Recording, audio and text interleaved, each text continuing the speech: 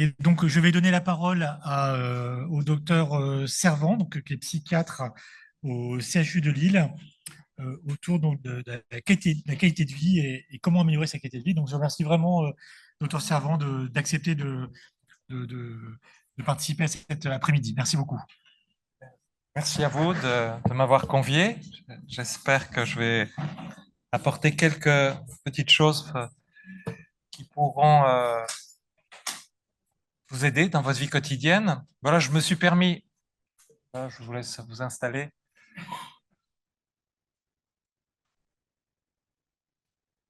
Je me suis permis un sous-titre parce que la qualité de vie, c'est un vaste sujet, mais mon domaine d'expertise, c'est la prise en charge du stress, de l'anxiété, donc améliorer sa qualité de vie en agissant sur sa santé psychologique. C'est le thème que je vais développer, comment on peut un peu par soi-même ou en se laissant, bien entendu, un petit peu guider par d'autres, par des professionnels de santé, agir sur sa santé psychologique et donc aussi améliorer son bien-être.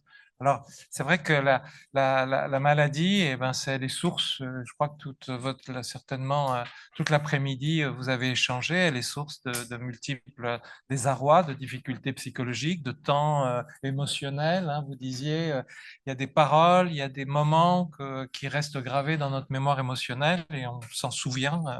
Et puis après, il y a un parcours d'examen, de traitement, de moments où ça va moins bien, etc. Donc, c'est clair que ces maladies inflammatoires et autres aussi, je pense qui vous réunit aujourd'hui, sont source de mal-être psychologique. Il y a un lien évident. Après, la maladie en soi, ça rend plus vulnérable au stress. Hein. Je dis souvent, on ne peut pas apprendre la gestion du stress à tout le monde, hein, toute la planète, mais en revanche, lorsqu'on a cette sensibilité, qu'on est plus vulnérable du fait d'une maladie continue, c'est là que ça vaut vraiment le coup de prendre soin de soi sur le plan psychologique et de voir tous ces éléments de la gestion du stress. Alors, le stress, les émotions négatives, ça joue un rôle dans l'évolution de la pathologie. Je crois que plusieurs personnes témoigneront, c'est-à-dire parfois on a des poussées quand on est plus stressé ou à certains moments. Donc ça, c'est quelque chose qui est prouvé.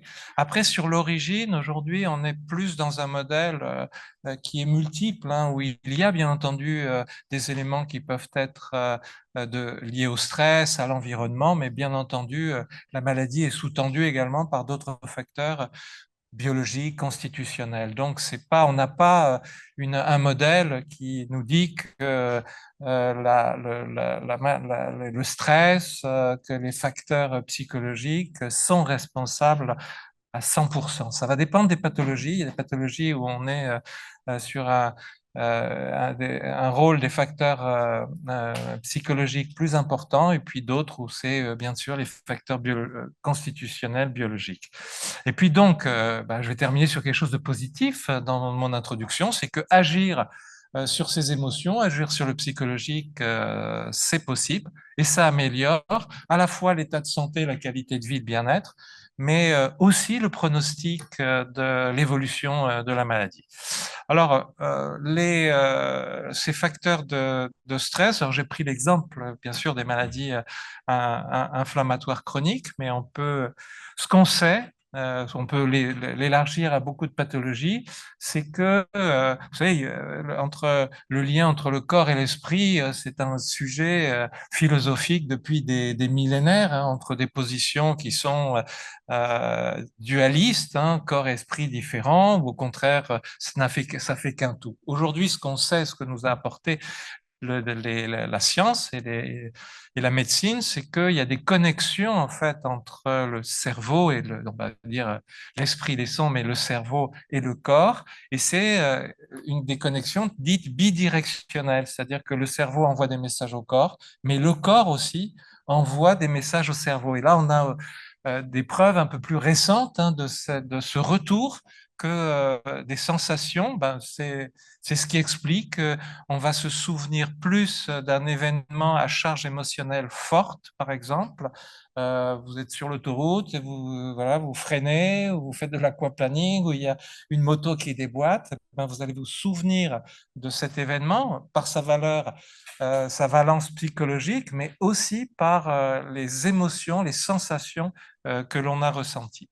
Après, on connaît assez bien, je vais passer assez rapidement, je vais pas vous faire un cours, mais bien entendu, les neuromédiateurs, hein, le rôle des neuromédiateurs, c'est toutes les substances qui transmettent les informations du cerveau, des différentes parties du cerveau vers le corps, et les hormones également, hein, vous le savez, qu'elles jouent elle joue un rôle aussi très très important sur la communication au niveau du cerveau, mais également sur l'inflammation, sur l'immunité.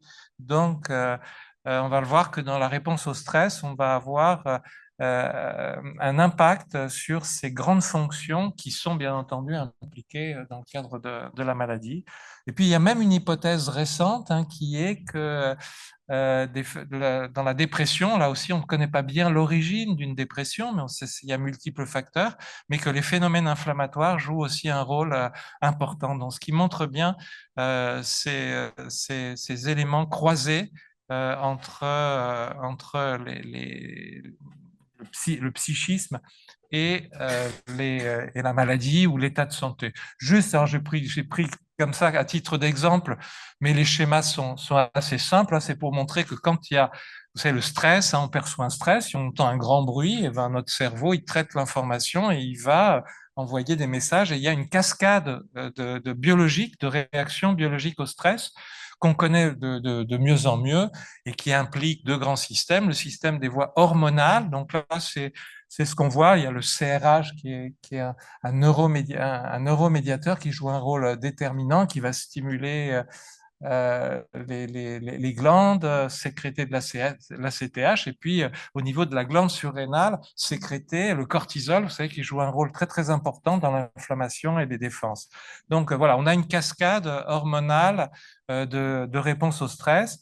Ce qu'on sait, ce que je vous disais, c'est que on sait que par exemple, s'il y a un excès de cortisol, eh ben, il va repasser, hein, la barrière entre le sang et le cerveau et envoyer des messages au cerveau. C'est-à-dire que le cerveau va être informé, par exemple, quand on a eu un pic très très fort de cortisol et de stress. Donc ça, c'est le modèle, bien entendu, du stress. Alors là aussi, c'est en anglais, je crois, mais ça montre, le schéma est assez parlant, c'est vous le savez, le microbiote, hein, l'intestin, hein, on parle de deuxième cerveau parce que ça, c'est aussi des connaissances qui sont nouvelles, hein, de savoir que eh ben, au niveau de l'intestin, il y a là aussi des informations, des substances qui sont sécrétées. Il y a aussi un système immunitaire qui est très très présent et même des neurones qui envoient des messages au cerveau. Et bien entendu, le cerveau envoie aussi des messages, mais j'ai montré juste dans un seul sens, c'est-à-dire à la fois par de la chimie, à la fois avec des cellules du système immunitaire, mais également des neurones qui envoie des messages. Donc, on a vraiment aujourd'hui la preuve scientifique de cette interaction entre les différents organes qui sont concernés par les pathologies. Un autre, c'est la même chose, mais présenté un peu différemment. Là aussi, on a la sécrétion par le cerveau de ce neuromédiateur, le CRF, et qui va entraîner sur la gauche une réaction au niveau de la peau, avec une réaction inflammatoire qui va être renforcée par l'adrénaline qui va être sécrétée également. C'est une autre voie plus périphérique, hein. Là, c'est une voie centrale qui passe dans la circulation et qui va directement au niveau des organes. Et là, c'est un schéma qui est extrait d'une revue qui met en lien le cerveau et la peau dans le psoriasis.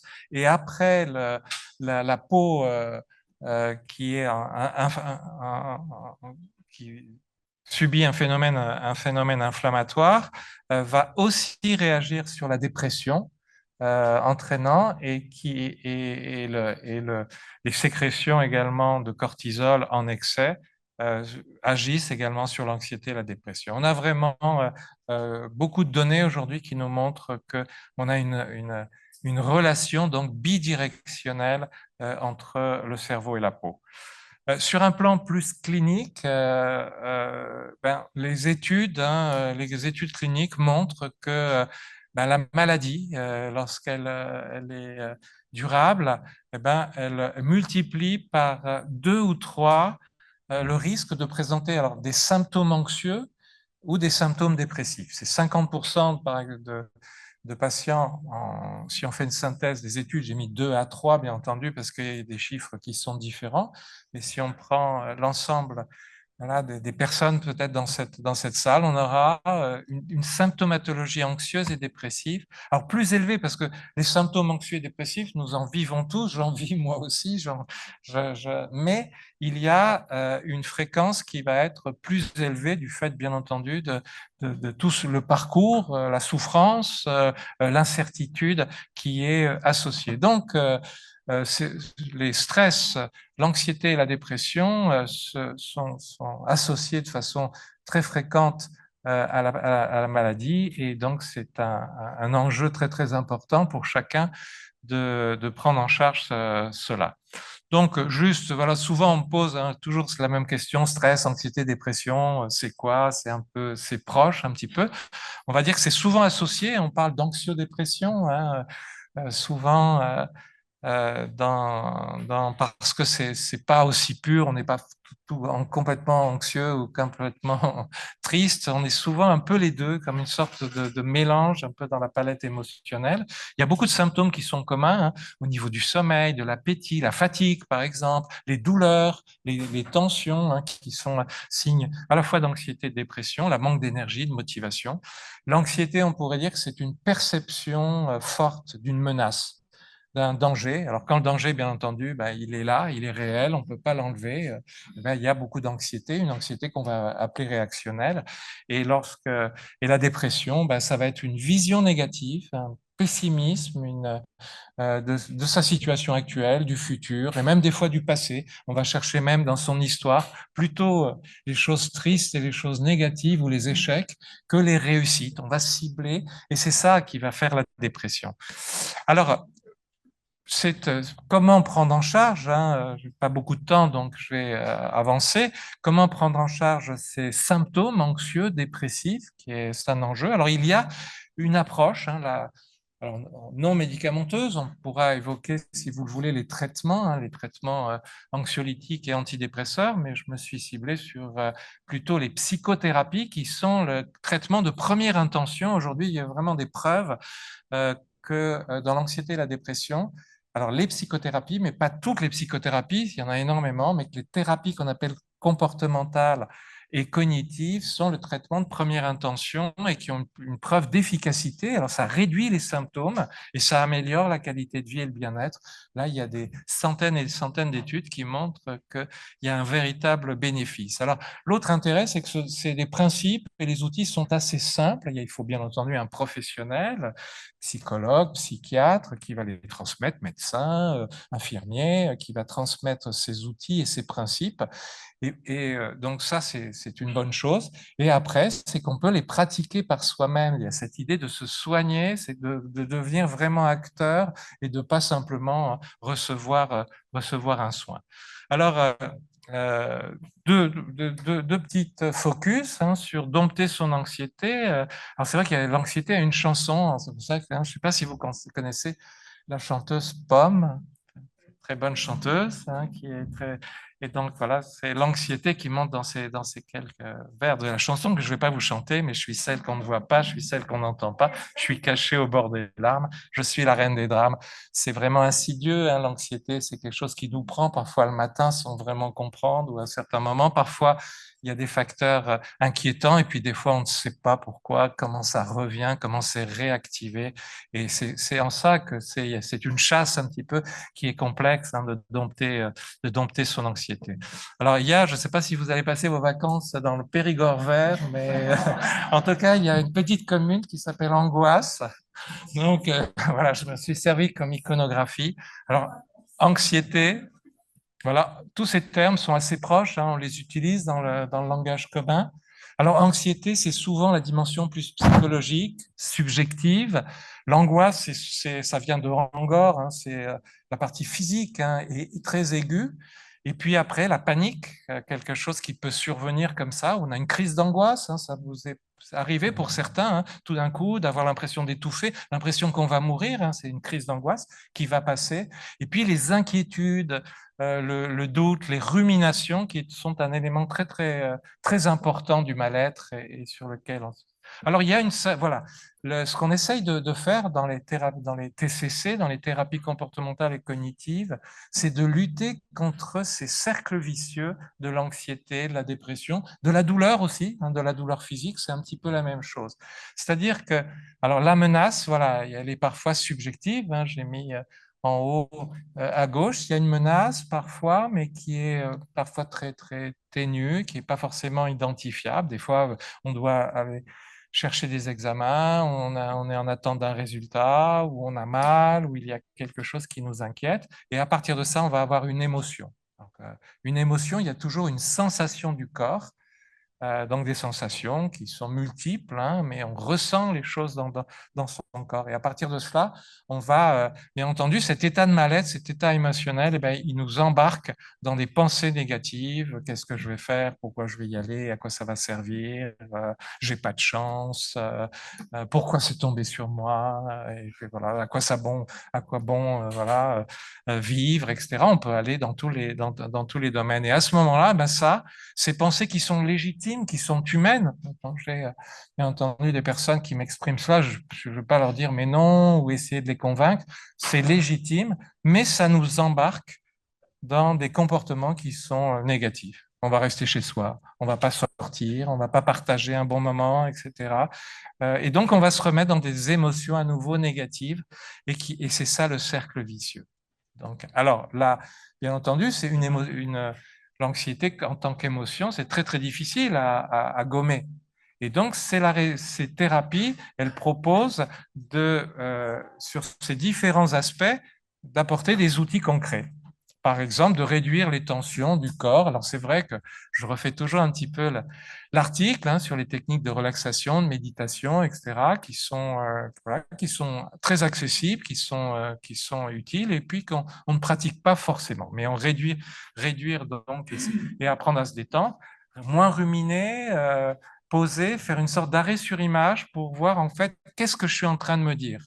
Ces pensées automatiques, elles nous embarquent dans des états d'âme négatifs, mais voilà. Et c'est de s'arrêter, d'essayer un petit peu de moins se laisser embarquer par la pensée. S'exposer à ces anxiétés ou à ce qui génère l'anxiété, là aussi, comme tout être humain, on aurait plutôt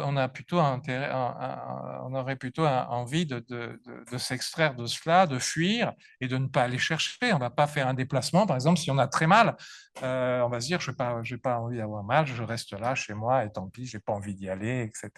Et là, s'exposer, se confronter à son anxiété, les attitudes, des comportements et puis des émotions également. On sait que ben, quand on il y a une petite règle, hein, c'est quand on vit une émotion négative dans la journée, eh ben, il faudrait en avoir trois de positifs. Une sorte, on ne reçoit pas notre rapport vous recevez des comptes rendus bancaires, etc., mais on ne reçoit pas notre rapport d'émotions négatives. Eh ben, il faut compléter par des émotions plus positives. Ah. Alors, les idées sombres, comme j'ai parlé d'une chanteuse, et je veux pas qu'une autre chanteuse talentueuse soit jalouse, mais il y a Zao de Sagazan qui a écrit une chanson Tristesse et qui va là, Tristesse, vous ne m'aurez pas ce soir, j'ai enfin trouvé la sagesse et désormais les pleins pouvoirs, reprendre les pleins pouvoirs par rapport à sa tristesse. Voilà une belle formule. Alors là, on est un petit peu dans la même observation, mais ce que l'on peut dire, c'est que la tristesse est normale. On est tous tristes, on a tous des moments tristes, et c'est vraiment un phénomène qui est normal et qui, bien entendu, qui doit être passager et qui colore la vie. Et c'est lorsque ce moment de tristesse va activer en nous ce qu'on appelle des schémas dépressifs, hein, des schémas d'une vision pessimiste du monde, et bien c'est là qu'on part dans la dépression. Donc, il y a une différence entre l'humeur, qui c'est normal de parfois, voilà, quand on voit quelqu'un qui est pas bien, voilà, on dit ah, qu'est-ce que tu as? Allez, ben, on peut pas être tout le temps joyeux. Il y a des moments comme ça où notre vie elle est colorée un peu en gris ou un peu voilà, ou en gris foncé. Mais par contre, le cercle vicieux donc de la dépression. Alors là, on part en bas à gauche de pensées tristes et souvent de rumination. C'est-à-dire ça tourne en boucle. Hein, on dit psychoter. Hein. Psychoter, c'est penser en boucle sans pouvoir s'en sortir à quelque chose, sans forcément agir, et donc de façon. Et après, ça amène un sentiment d'impuissance, parce que bien entendu, on ne peut pas agir sur le moment, la fatigue, de l'épuisement, une difficulté à agir, ça, c'est là où, bien entendu, la dépression devient un véritable obstacle par rapport à l'action. Et puis, ça atteint notre personne, hein, notre estime de soi, notre valeur, le sens qu'on a de la vie. Et c'est là où, bien entendu, tout cela s'auto-entretient. Et c'est pour ça que la dépression, ça peut durer des semaines, des mois, et qu'une fois qu'on est rentré, ça s'auto-entretient et c'est quelque chose. Donc, repérer un changement d'humeur, ne pas chercher à fuir, accepter également ces changements d'humeur, ne pas se perdre dans des pensées négatives, c'est-à-dire que le dialogue avec soi-même, on va presque faire rajouter presque une couche à des idées négatives. Rester dans l'instant présent, on va le voir, et agir bien sûr positivement, ne serait-ce que par des activités, qu'elles soient plaisantes, nourrissantes, avec du sens, etc. Donc agir sur et par le corps, hein, ça c'est ben, voilà. Alors plein de, je l'ai abordé. Vous me dites hein, si je suis que je sois pas trop long. Il y a une multitude en fait de techniques de relaxation et de méditation différentes.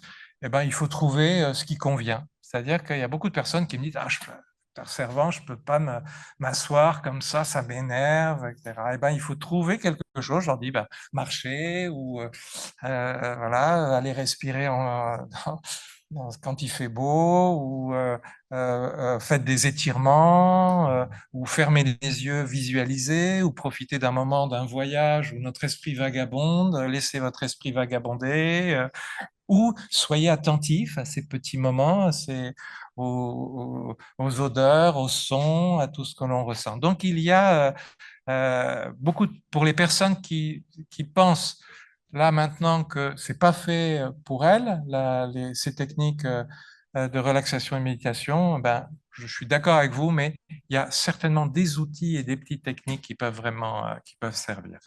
Alors, donc se détendre, relaxer, travailler donc sur la réaction physiologique, et puis également, c'est pas simplement se détendre, mais c'est aussi un outil pour être plus conscient de ce qu'on est en train de vivre, de tout ce qu'on ressent, de sortir justement de ces pensées négatives, de ces automatismes, et que faire de chaque instant voilà, quelque chose de plus conscient. Alors, on vagabonde hein, en permanence, on ne peut pas être conscient, là vous m'écoutez, mais peut-être que ça vous fait penser à autre chose, ou vous dites, tiens, voilà, qu'est-ce que je vais faire après, ou comme ça, les idées comme ça circulent, hein, passent comme dans des nuages, comme dans des nuages dans le ciel, mais on revient par cette présence, la présence que l'on a au moment qu'on est en train de vivre comme la chose la plus importante de notre existence. Bon, c'est une formule, mais c'est une formule un peu de sagesse, hein, et ça permet de se tenir à l'égard de ces ruminations négatives pour accepter ce que nous pouvons pas changer. C'est vrai que dans la maladie et comme dans d'autres stress, comme d'autres blessures de notre vie, eh bien, il y a des choses sur lesquelles on ne peut pas agir. Vous savez, c'est la position stoïcienne. Les stoïciens, ils disent il y a deux choses. Il y a les choses sur lesquelles je ne peux pas agir et les choses sur lesquelles je peux agir. Et sur quoi je peux agir? Sur moi. Sur moi. Alors, l'intention, c'est ça, et ces techniques sont relativement simples, c'est uniquement une pratique attentionnelle. C'est une nouvelle attitude d'avoir une intention, de prêter attention à sa respiration, au simple fait de respirer, à son corps, à ses pieds, et au fait de partager également un moment ensemble, d'être là tous ensemble. C'est le moment, pendant quelques secondes, que on peut s'arrêter sur ce partage.